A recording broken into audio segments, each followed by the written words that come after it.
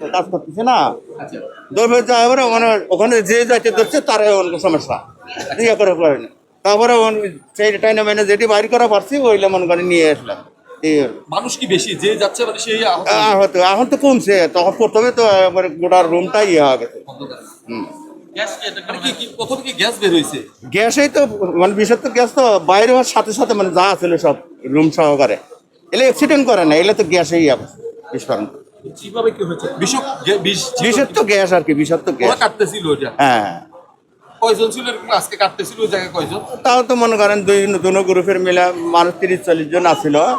তো সবগুলো তো ওখানে ছিল না, বিভিন্ন সাইডে যেটা ছিল সেগুলো তো সুস্থ আছে।